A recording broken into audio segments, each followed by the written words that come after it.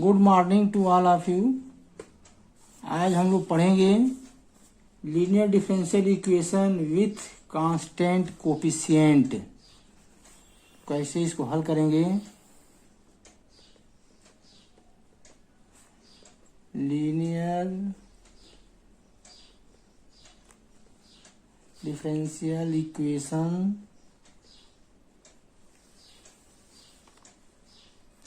with constant coefficient।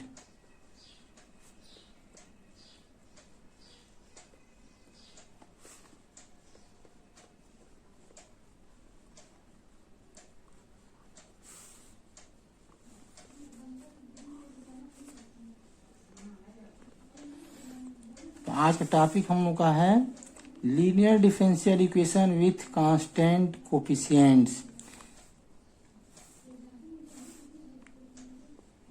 The equation of the form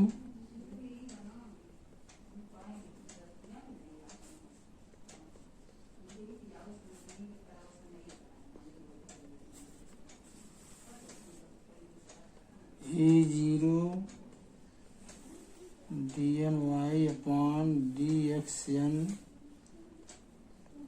plus a1 dn minus y upon dx power n minus 1 plus e2 dn minus 2y upon dx n minus 2 plus an y is equal to q। इस equation को कहेंगे linear differential equation of nth order with constant coefficient where a0 a1 a2 comma an are all constant all constants and q is a function of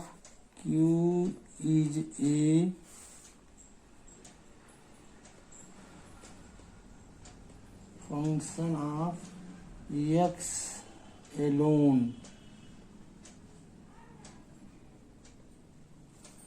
is called a linear differential equation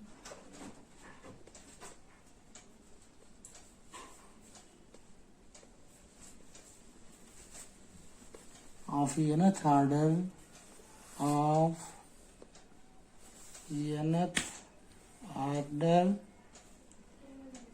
with constant coefficient with constant coefficient।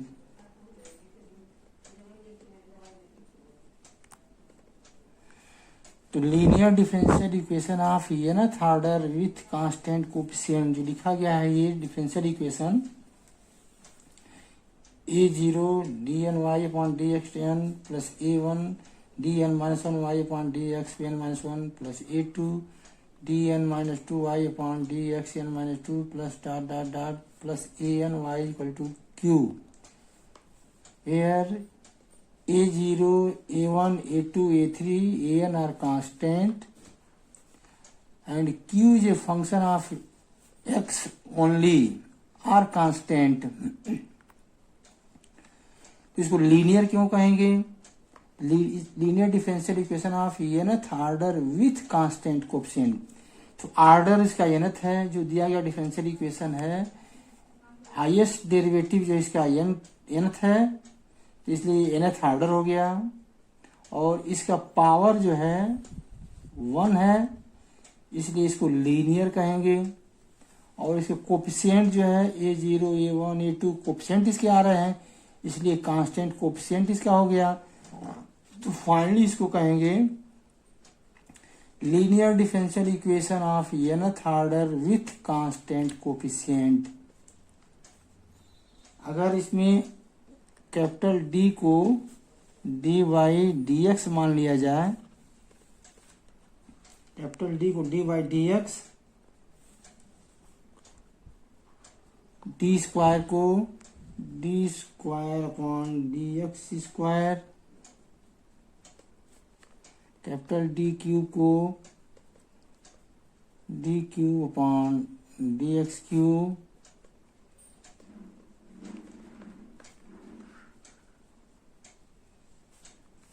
तो ये equation reduce होकर के क्या मिलेगा, ये लिख सकते हैं इसको, इक्वेशन नंबर 1 जो है रिड्यूस होकर मिल जाएगा ये a0 d to the power n plus a1 d to the power n minus 1 plus a2 d to the power n minus 2 plus an minus 1 d plus an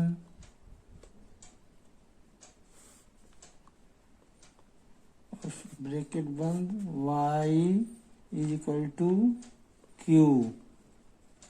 यानी equation number 1 जो लिखा गया है, अगर capital D को D by D x मान लिया जाए, डी स्क्वायर को D two by D x square, D cube को D Q by D x cube, तो ये इक्वेशन 1 रिड्यूस होकर के मिलेगा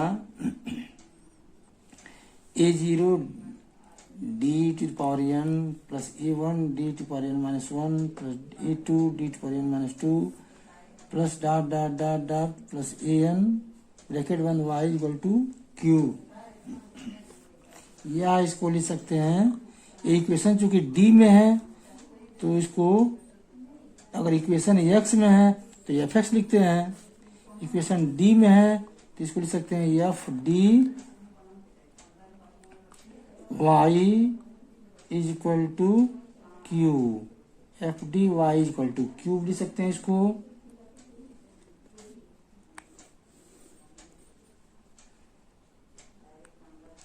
और ये कैपिटल डी को कहते हैं differential operator,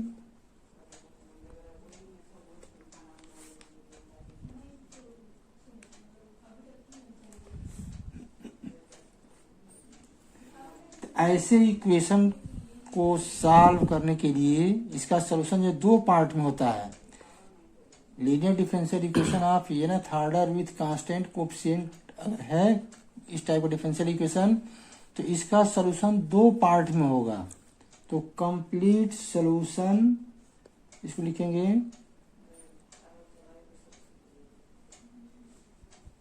complete solution y is equal to complementary function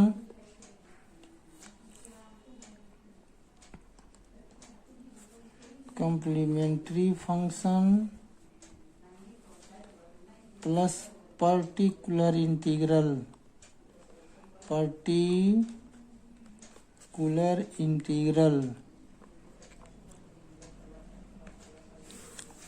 यानी ऐसा इक्वेशन अगर है F D Y equal to q, या इक्वेशन नंबर 1, उसी को ऐसे भी 60 मिल सकते हैं, F D Y equal to q. तो इस तरह के इक्वेशन का सॉल्यूशन 2 पार्ट में निकालते हैं। तो लिखेंगे complete solution y equal to complementary function plus particular integral, या इसको शॉर्ट में कहेंगे y equal to C F complementary function plus particular integral.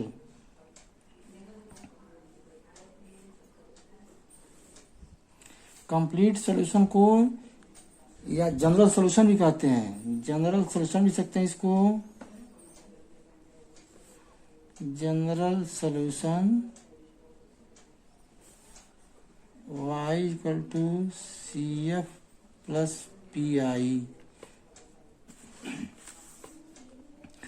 अगर राइट हैंड साइड में जो है क्यू दिखा है, अगर 0 हो जाए, यानी कि F D Y equal to 0 हो जाए अगर, तो उस केस में इसका जो है कंप्लीट सोल्यूशन, इस केस में complete solution y is equal to केवल सी एफ निकालेंगे, यानी complementary function.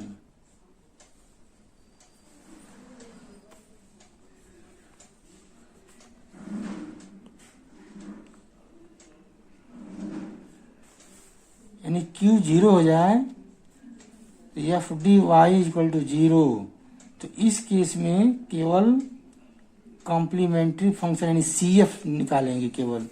F D Y equal to 0, या इसको ऐसे भी कर सकते हैं, a0 D to power N plus a1 D to power N minus 1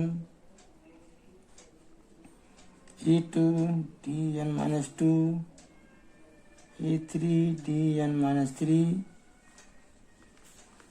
plus an y equal to 0। तो ये अगर F D Y equal to 0 या a0 D T power N plus A N D T power N minus 1 plus a2 D T power N minus 2 plus dot dot dot a n y equal to 0, इसी question को F D Y equal 0 लिख सकते हैं इसको। तो ये ध्यान देना कि अगर राइट हैंड साइड में अगर 0 है तो केवल इसका वन पार्ट इस सोल्यूशन होगा, इसका केवल वो वन पार्ट होगा y equal to complementary function. तो ये है linear differential equation of nth order with constant coefficient का जो इक्वेशन रहेगा डिफरेंशियल इक्वेशन, तो उसका सोल्यूशन अगर इस टाइप का इक्वेशन नंबर 1 है तो इसका सोल्यूशन दो पार्ट में होगा। एक होगा कॉम्प्लीमेंट्री फंक्शन और दूसरा होगा पर्टिकुलर इंटीग्रल। तो कॉम्प्लीमेंट्री फंक्शन में जितने ऑर्डर का जो डिफरेंशियल इक्वेशन होगा, जितने ऑर्डर का होगा, कॉम्प्लीमेंट्री फंक्शन क्या है, तो जितने ऑर्डर का डिफरेंशियल इक्वेशन होगा उतने उसमें आर्बिट्रेरी कांस्टेंट आएंगे। यानी कॉम्प्लीमेंट्री फंक्शन जब भी निकालेंगे तो जितने ऑर्डर का डिफरेंशियल इक्वेशन होगा उतने आर्बिट्रेरी कांस्टेंट उसमें आएंगे। और पर्टिकुलर इंटीग्रल क्या है, उस आर्बिट्रेरी कांस्टेंट की कोई पर्टिकुलर वैल्यू जो रख देंगे तो वो पर्टिकुलर इंटीग्रल होगा, यानी इसमें C1 C2 नहीं आएगा। और कॉम्प्लीमेंट्री फंक्शन में C1 C2 C3 जितना भी आएगा m का मान, वो जितने ऑर्डर का होगा डिफरेंशियल इक्वेशन उतने आर्बिट्रेरी कांस्टेंट आएंगे कॉम्प्लीमेंट्री फंक्शन में। और दूसरा पार्ट है पर्टिकुलर इंटीग्रल, ये तब निकालेंगे जब राइट हैंड साइड में QX का कोई फंक्शन होगा। अगर राइट हैंड साइड में अगर 0 है तो केवल कॉम्प्लीमेंट्री फंक्शन निकालेंगे, और राइट हैंड साइड अगर QX का फंक्शन है तो वहां पर्टिकुलर इंटीग्रल निकालेंगे और दोनों को ऐड कर देंगे। तो यही हो जाएगा इसका complete solution y equal to C F plus P I, दोनों लिख देंगे एक साथ। अब कैसे निकालेंगे,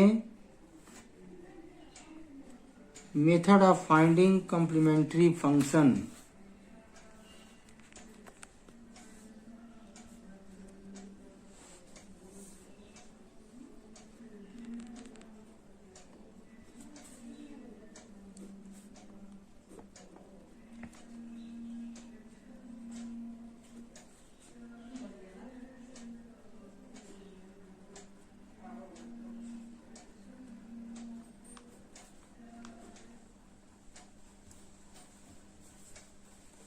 Method of finding complementary function।